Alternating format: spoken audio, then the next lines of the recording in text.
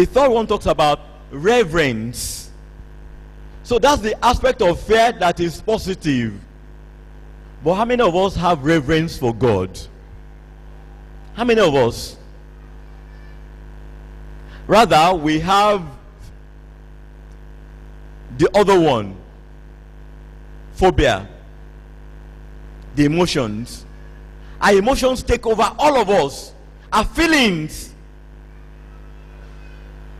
And I was trying to put it to myself.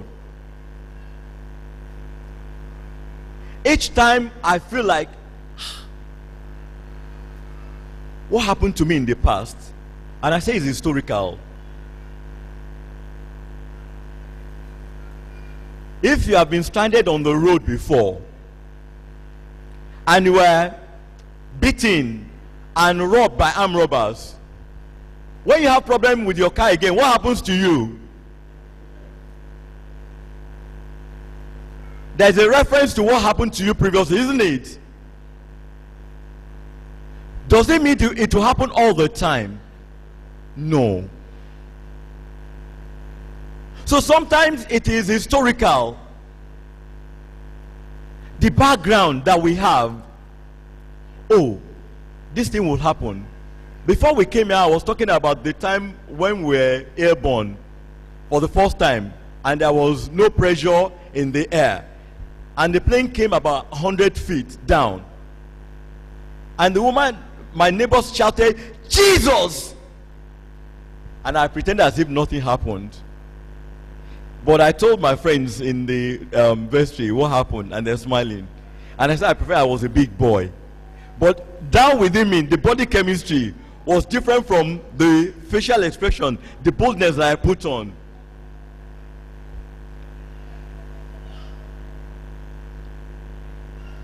And as we're talking about fear, what creates fear?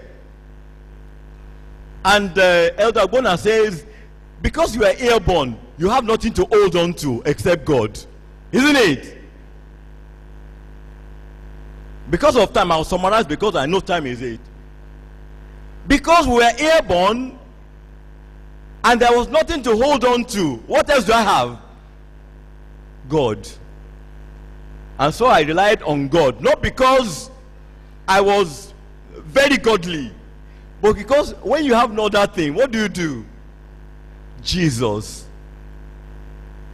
God, Savior. And you hear people speak in tongues when they come face to face with danger. And my sister said, it's better on the sea, because at least you make effort. You can hold up to something and you can see another ship come, and then they can save you. But airborne, it is only God and God alone. We have looked at fear because of time. But what does the Bible say about fear? Let's look at the book of Job chapter 13 verse 15. I want somebody to read it for me. Somebody who does not wear glasses, because or if you do and you can see very well. Let's look at Job 13 verse 15.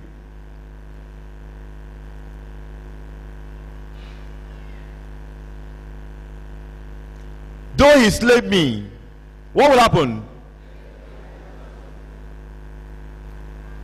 I will defend my own ways before him. He was afraid that whatever happens to him may be negative. But what is it? I'll still hold on to God.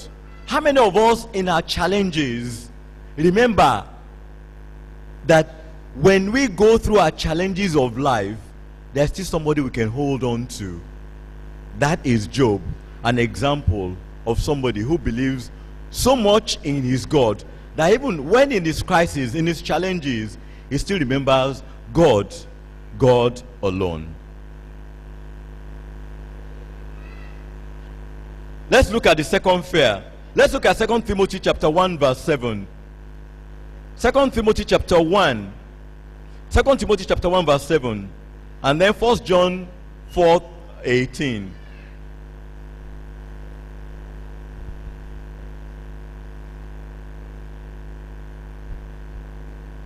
For God has not given us what?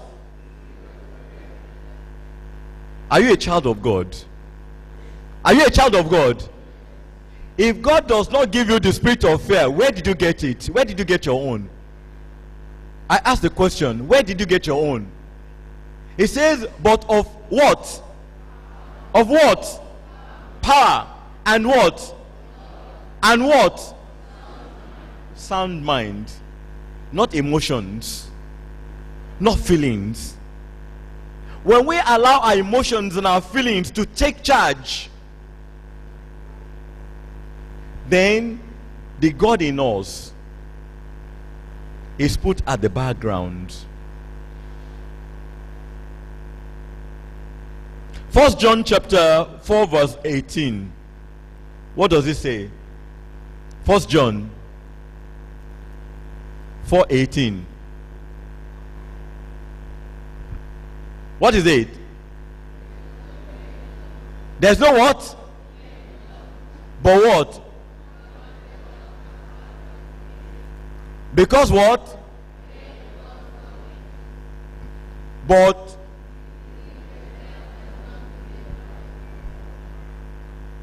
have you been made perfect in love?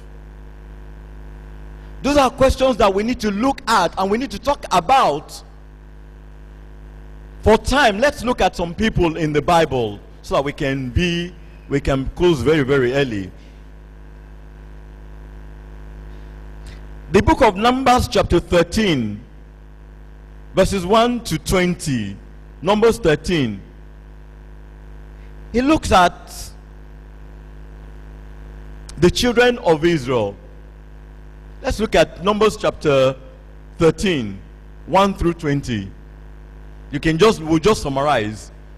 That's the background, so we'll just summarize. The Lord has always instructed Moses, don't be afraid. Fear will not allow you to succeed. Fear will remove the godliness in you. Fear will make you to fail. Fear will limit you. Many of us are limited because we are afraid.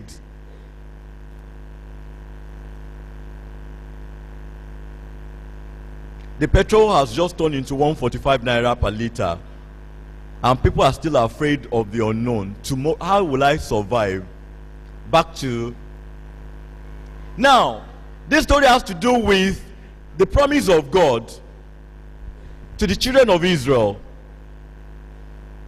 I have given you this land. Just go and do what? And occupy. To a child of God, he will believe that that's a done deal, nothing more.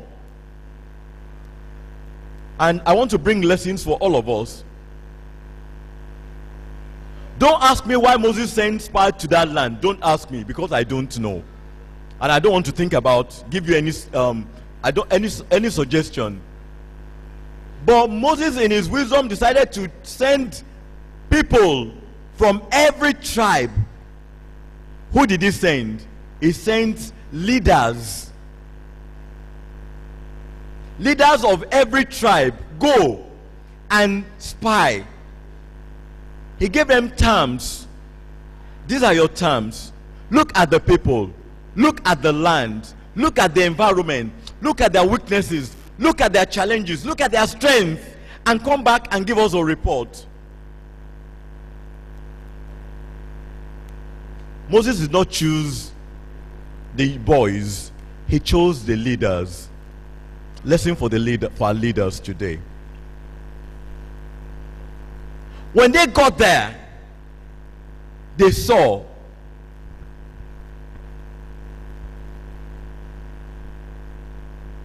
and the report they gave was a report that would scare the people. As leaders, do you bring hope to the led? Do you give them, yes, God can do? With God, we can do. Or do you bring the report of these people? Oh, these people, they are giants. They will kill us, so they will kill us. Don't let us go. But before, I want us to quickly look at chapter 14, 1 to 3. And so the children, if your leaders are afraid, what will happen to those who are following them? They will also be afraid. So where is God there? Where's the future? Where is hope?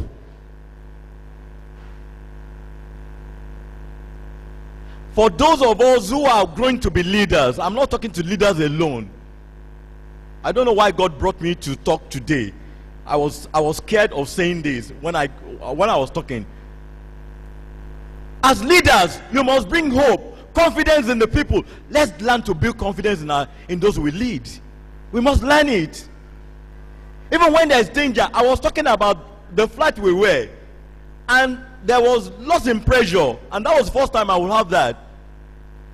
I was 20 minutes later, the pilot said, what you experienced some few minutes ago is normal. It is just when you do this thing. And I say, if it's normal, why am I afraid? That is a leader. Even when things are difficult, when things are trying, as a leader, it's your duty to bring hope, confidence. Yes, we can. Yes, it's possible. As those who are growing up to be leaders, we got to learn it. Because if you don't learn, how do you practice what you don't learn? So children, learn to build confidence in those who are under you, your friends. Bring them hope. Let's build confidence in those who we are leading, so that they know that yes, we believe in him. If the disciples did not believe in Jesus, what will happen? What will happen? They will go their way. Fear. Adam and Eve, we know it. Genesis chapter 3 verse 1. When they had eaten the forbidden fruit, what happened to them? When we disobey God, then there is fear. Disobedience of God's word brings fear. Adam and Eve were not afraid of God before. My Bible didn't tell me that. But immediately they ate it and saw they were naked, and God called them, Adam. The voice that they will hear, and they will go that direction, that was centrifugal, now becomes centripetal, pushing them away. That voice was pushing them away. The voice that was drawing them before, now was pushing them away. Where art thou? We heard your voice. And what happened? And we were afraid.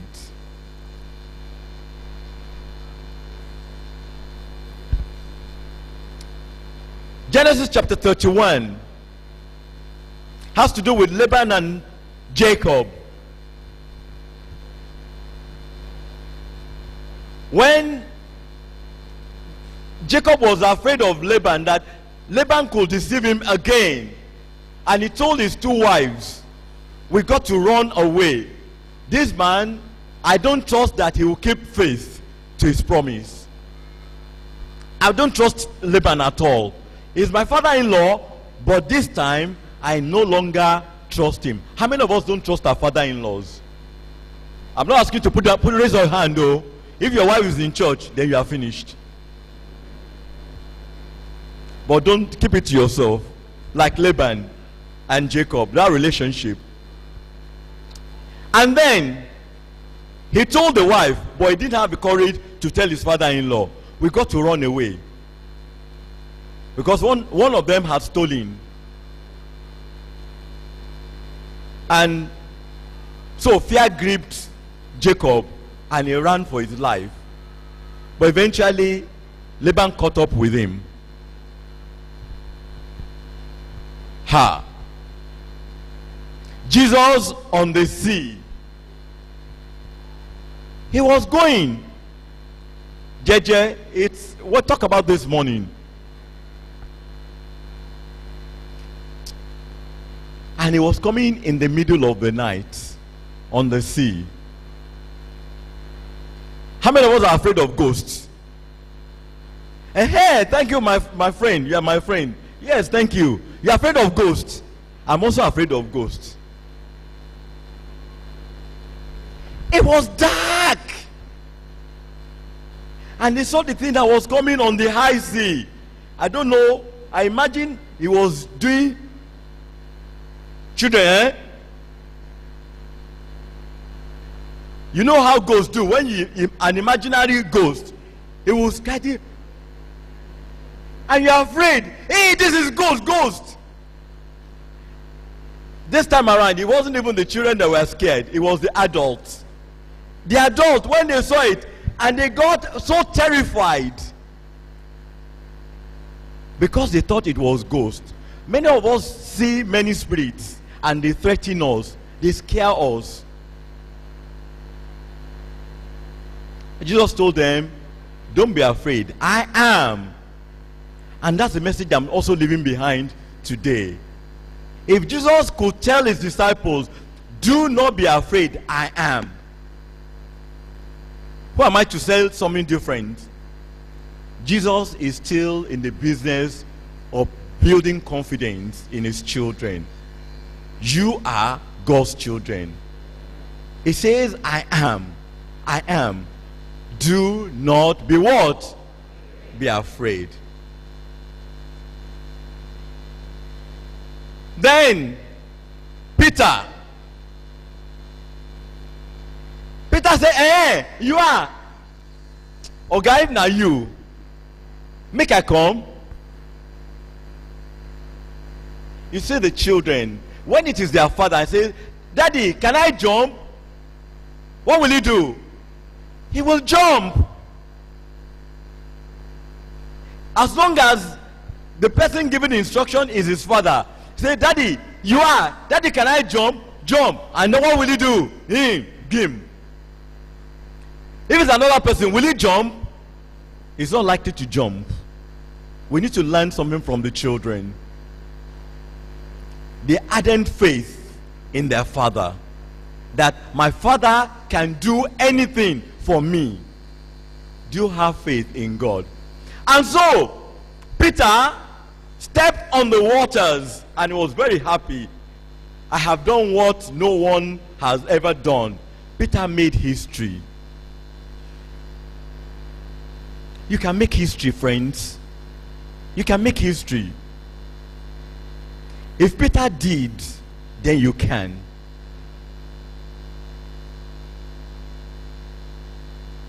And so he came. But you know, he looked at himself. See me. Now me, Biko. Up me. And what happened? What happened? This is the lesson he feared. And so immediately he said, then he shouted, Master! I did die, oh. Save me! Master, I perish! I perish! Save me! Master, that tempest is raging. I perish, and I perish. But you got to save me. Time for God to save the choir.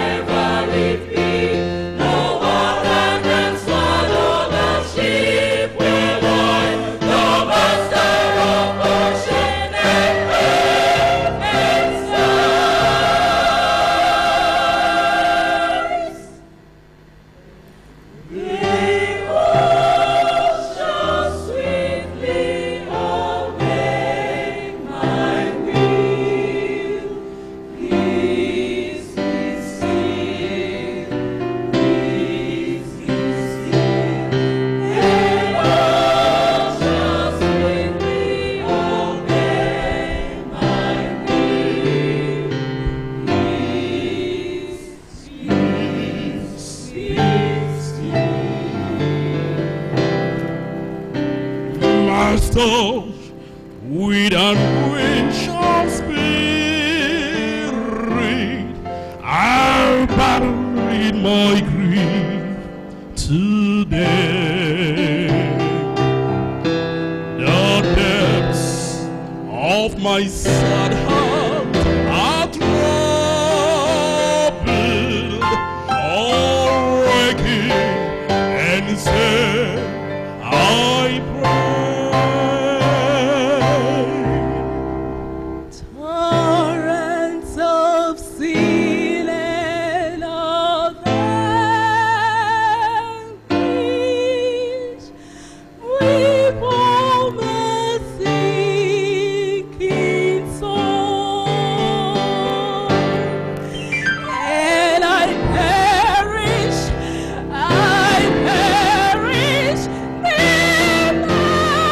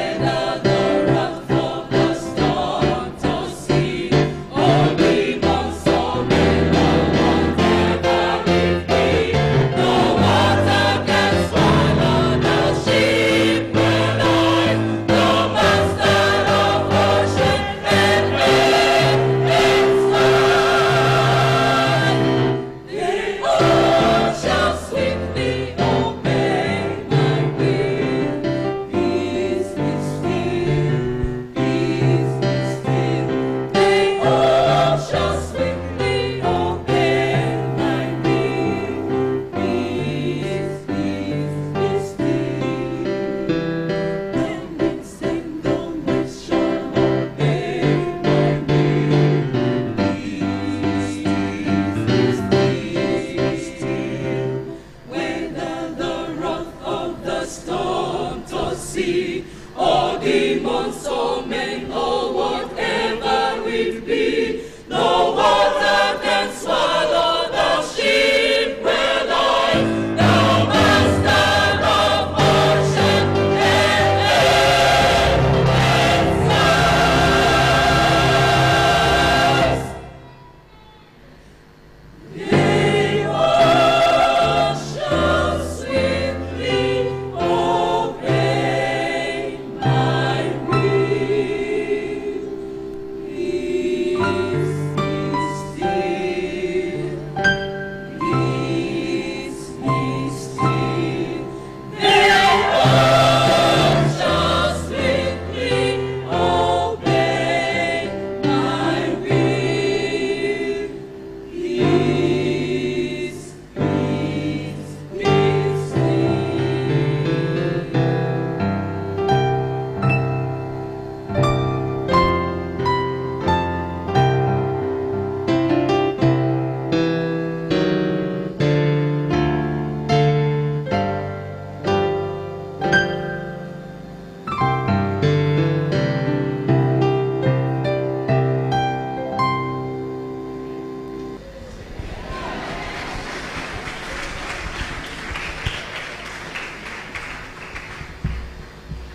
The choir is fantastically fantastic today.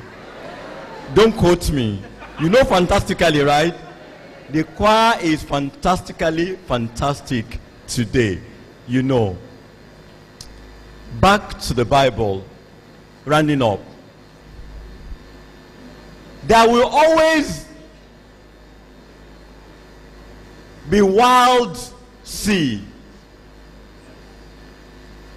There will always be threats to life.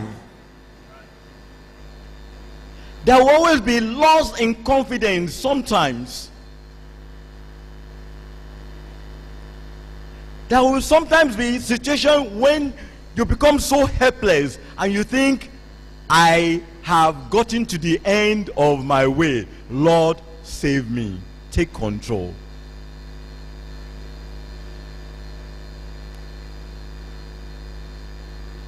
It was when Peter called on Jesus, Master, I perish, save. Only you can save.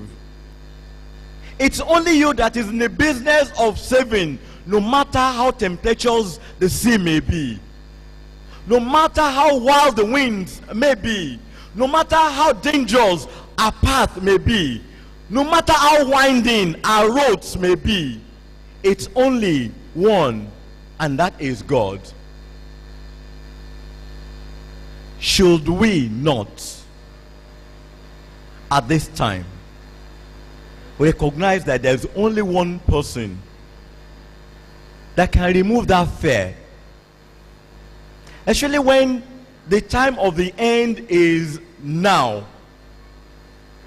When Matthew 24 will begin rounding off, shouldn't we know that there will be a lot of fears in the environment in which we live?